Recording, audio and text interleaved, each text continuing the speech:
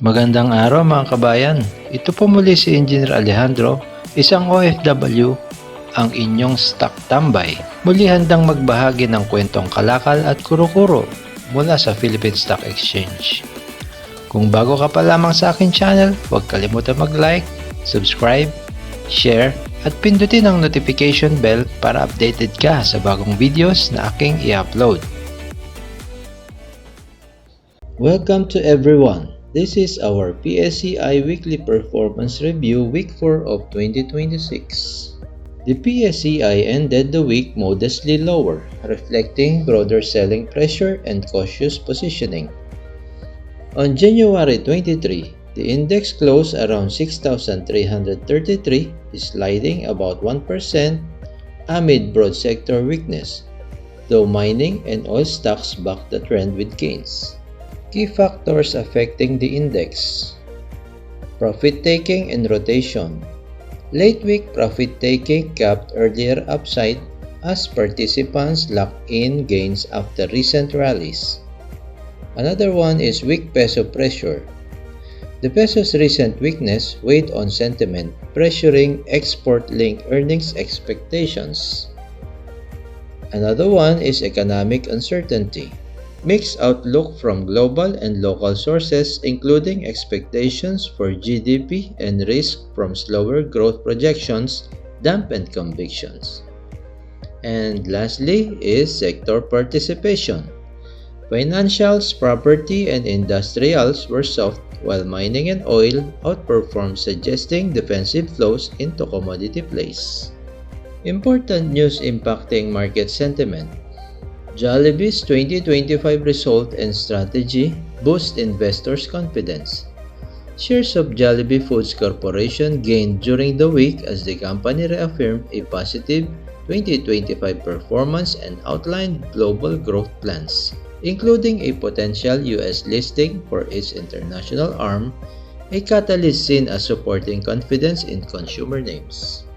During the week, PSE blue chips largely moved in consolidation mode, reflecting cautious sentiment driven by profit-taking, peso weakness, and mixed macro expectations, while selective stock-specific news influenced performance.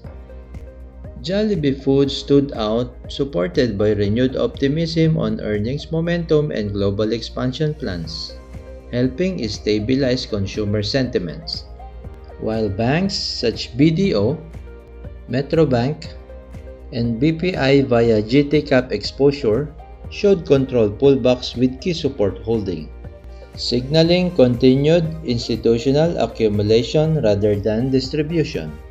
While property sectors such as Ayala Land, Mega World, and SMPH remained range-bound as investors weighed interest rate direction, with prices respecting major support zones but lacking breakout volume.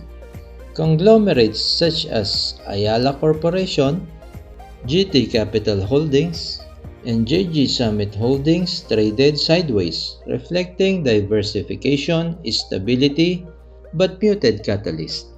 While Converge maintained relative strength, holding above key moving averages as growth expectations supported the trend. Overall, technicals suggest healthy consolidation across most names, with trends intact and positioning favoring selective upside once confidence improves.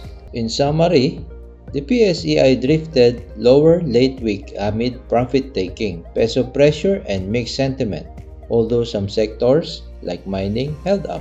Jollibee Foods' positive corporate news provided a specific catalyst that buoyed confidence in consumer names.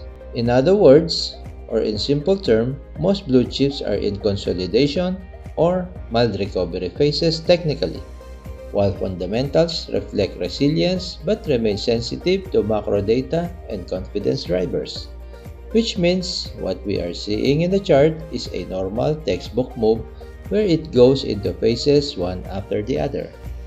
And that is all we have for this week. In case there is a stock you want us to discuss on our review next week, you may send a message or comment in this channel with a domain name OFW Average Trader.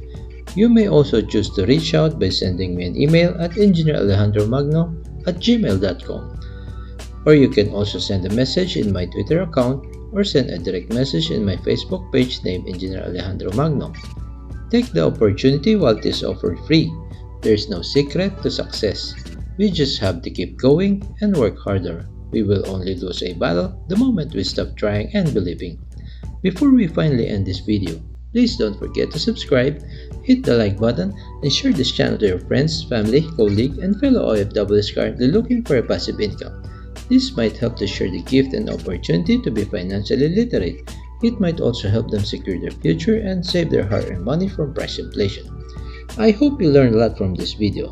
Thank you for keep supporting this channel. Have a nice day and see you all on my next video. Ciao!